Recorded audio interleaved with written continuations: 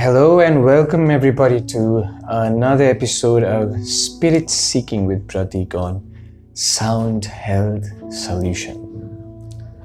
All of us find ourselves very busy these days, don't we? We are so occupied at work, we are so occupied at making money, we are so occupied at making the people in our hierarchy happy. We are so occupied doing things for other people, but we barely find time for ourselves. And it might be okay for somebody who is not connected to his spiritual self, because he or she will not be aware that he or she is being drained out of energy, drained out of nourishment from his or her own life. However, people who are in touch with their spirit or people who are in touch with their self notice this a lot. The internet memes term them as introverts, but I believe that everybody, even extroverts who are in touch with their initial self, with their own self, are prone to being drained out of energy. Just like how your phone needs to get recharged after a while, you also need to get recharged time and again. And there are 5 aspects of recharging yourself: the physical, the intellectual, the emotional, the social, and the spiritual. You're supposed to balance all of these. Make sure that all of these different departments of your life are continuously filled and replenished with energy so that you can function properly and so that you can find the energy to go forward in the quest of discovering yourself.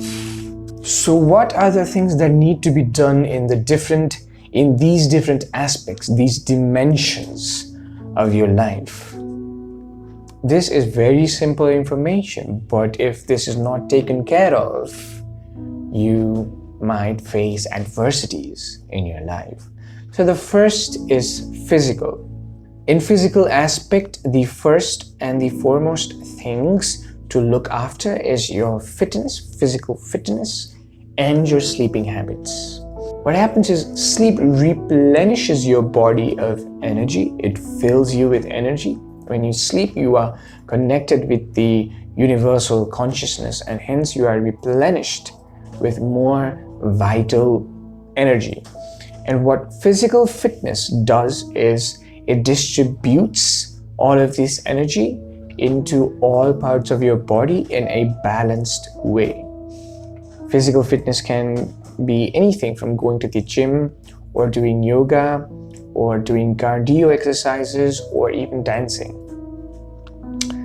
The physical aspect also includes you going for regular checkups to the doctor. Make sure you do not forget that part. The second is the intellectual aspect. All human beings are here in order to grow.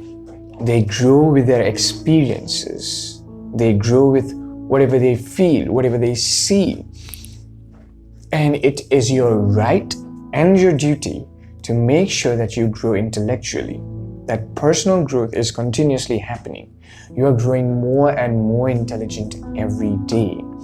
This might include learning new things, practicing mindfulness, practicing meditation, and all in all, having a positive attitude towards life. The third aspect is the social aspect or the social dimension. You might be fulfilled individually, but since human beings are social creatures, you also need to make sure that you are well connected, that you have a network of like-minded people. That's where you grow. That's where you know your own pros and cons through other people and see where you stand in society. This gives you a sense of belonging somewhere.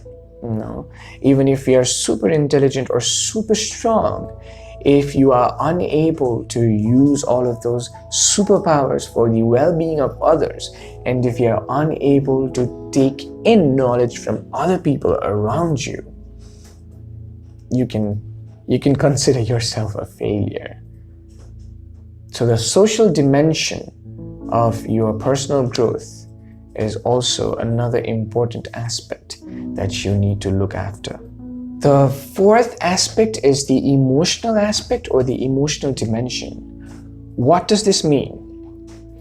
Having a healthy emotional dimension means that you are aware of how you feel, what you are feeling. Most of the people, they just go living in the world, living in their life, being impervious to all the feelings that they feel. They are just cold-hearted, cold-minded, and cold-bodied even sometimes, and they just go on living. They have an objective and they work towards their objective, which is a good thing. But at the same time, you have to listen to your body and see what emotional responses it is producing.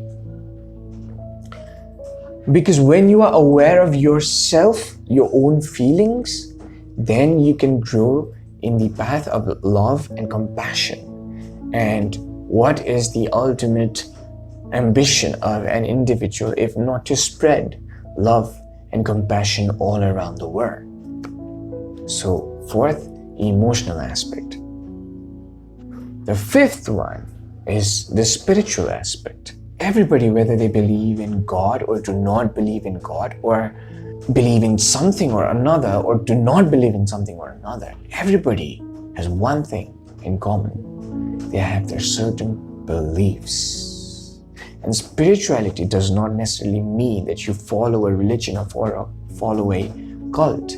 What it means is to be aware of your beliefs, which will guide you in the progress of your life, and to make sure that your beliefs help you in a positive way, and those beliefs are nourished inside you. So you can explore and seek understanding of this reality of life around you. And then after that, seek to understand higher dimensions, your higher purposes, whatever they might be. So that's the fifth aspect of well-being. And the 5 dimensions of self-care. As a human being, it is your right and your duty and your responsibility to make sure that you are fulfilled in all of these aspects, and not just you, the people around you are helped by you in their process of caring for themselves. If you like this video, do not forget to press the like button, and do not forget to subscribe to us if you want more of these videos. If we have missed anything, please do comment down there on the comment box below, and let's create a new generation of enlightened human beings. Until next time.